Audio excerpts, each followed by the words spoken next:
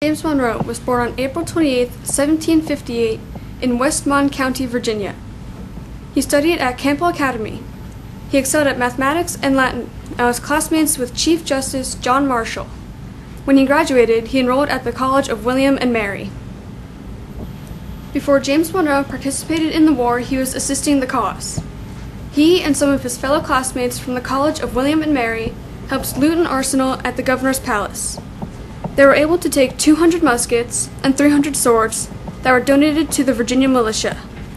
In 1775, James Monroe made the decision to join a militia called the 3rd Virginia Regiment. By the winter of 1776, during Lexington and Concord, James Monroe joined the Continental Army and joined General George Washington's army in New York. James Monroe fought in many major battles during the Revolutionary War, including the Battle of Trenton, Monmouth, Brandywine, and Germantown. During the Battle of Trenton, James was severely injured. He took a bullet to the shoulder as he and his troops charged an enemy cannon. After his long recovery, he became a staff officer for General Alexander Hamilton. James Monroe was a hard-working soldier who even at one point stayed in Valley Forge. During the war, he was placed as a major, but there was an excess of officers. He had no choice to lead any soldiers. He resigned from the Continental Army in 1780 and returned to Virginia to create a regiment of his own to lead. Sadly, it was unsuccessful. After his failed attempt to create a regiment, James Monroe met Thomas Jefferson. They soon became close friends, and this became a major turning point in Monroe's life.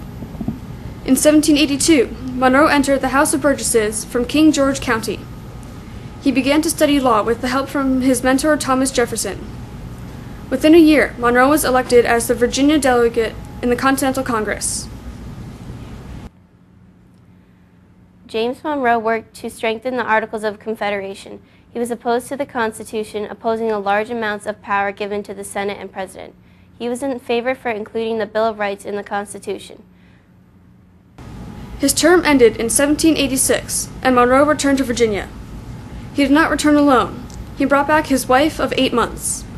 Her name was Elizabeth Nortright, and she was the daughter of a wealthy New York merchant.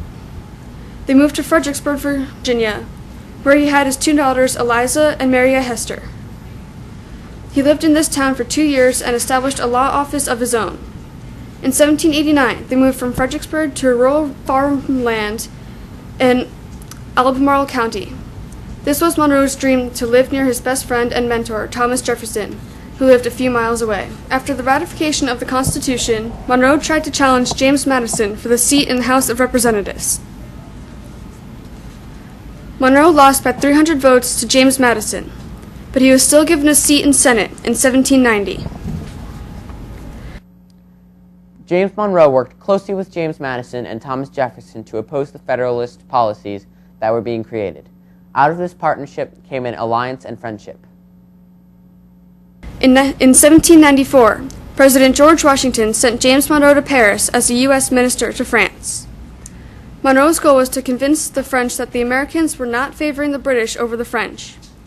But James Monroe wasn't informed of Jay's Treaty that was signed in 1795.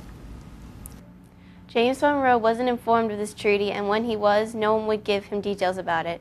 John Jay even refused to send him the document. James Monroe couldn't keep the French trust, and after this, he came back with a failed mission. The Federalists blamed Monroe for ruining the relations between America and France. James Monroe returned to America and was elected governor of Virginia in 1799. He worked hard to have his mentor and friend, Thomas Jefferson, become the president in 1800. In 1803, Thomas Jefferson sent James Madison back to France to negotiate the Louisiana Purchase. Monroe then became the U.S. Minister to Britain from 1803 to 1807. He returned to America in 1808. Yet again, Monroe challenged Madison, this time in a presidential election. But James Monroe knew he wouldn't win. He didn't even consider it a competition. After Madison won the election, Monroe returned to Virginia, but for a short time because he was shortly after placed as Secretary of State in Madison's cabinet. France and Britain were at war, and this was taking a toll on American trade and shipping. America asked for the neutrality between the two countries' trade, so trade could continue. Both countries then went against America trade with their countries. Then in 1812, America declared war on Britain. Both Monroe and Madison agreed that the only way to end America's problems with Britain was with force of arms. The war between America and Britain was a disaster for America. The armies were unprepared and underarmed. During the war, the Secretary of War resigned and Madison gave the position to Monroe. He served as the Secretary of State and Secretary of War for a temporary time period. He was perfect for this position because he had plenty of military knowledge from being part of the Continental Army. James Monroe's passion in the war gave him numerous allies. Many veterans from this war saw him as the perfect candidate for president, and after Madison's presidency, Monroe was easily elected as the next president. At the start of his first term, President James Monroe chose his presidential cabinet. As Secretary of State, he chose John Quincy Adams. His Secretary of Treasury was William Crawford. As Secretary of War, he had John Calhoun. Secretaries of the Navy were Ben Crownshield, Smith Thompson, and Samuel Southard. Finally, Richard Rush and William Wirt were Attorney Generals. James Monroe was elected just after the War of 1812. This era became known as the Era of Good Feelings. The phrase "era of good feeling" was believed to be coined from a Boston newspaper after Monroe took office. The Era of Good Feelings lasted from 1815 to 1825. That was when the U.S. settled into a period of rule by only the Democratic Republicans. Towards the end of Monroe's first term, the Missouri Compromise was passed. The Missouri Compromise was passed in the year 1820 by the Congress in order to end the first of a series of crises concerning slavery.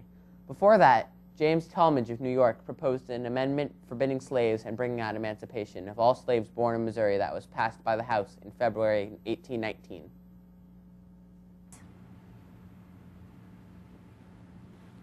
Alabama was also admitted as a slave state in 1819, bringing slave and free states to equal representation in Senate, and in January of the next year, a bill to admit Maine as a state passed the House. James Monroe ran again for president, again choosing Daniel D. Tompkins as his vice president.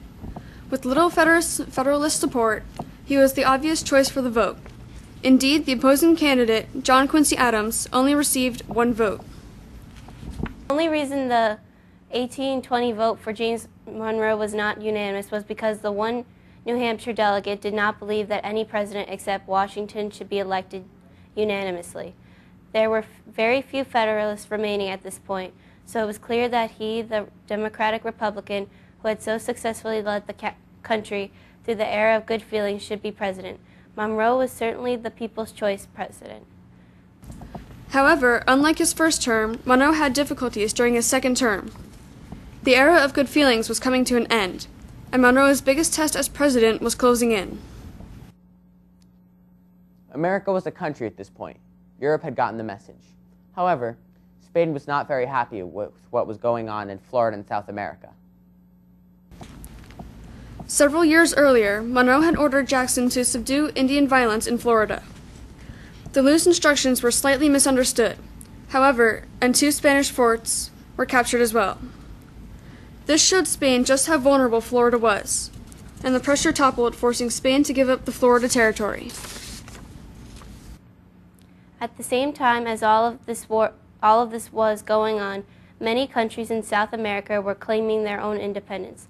Argentina, Peru, even Mexico had become free and independent countries. This upset Spain, whom Monroe feared might try to reclaim their territory.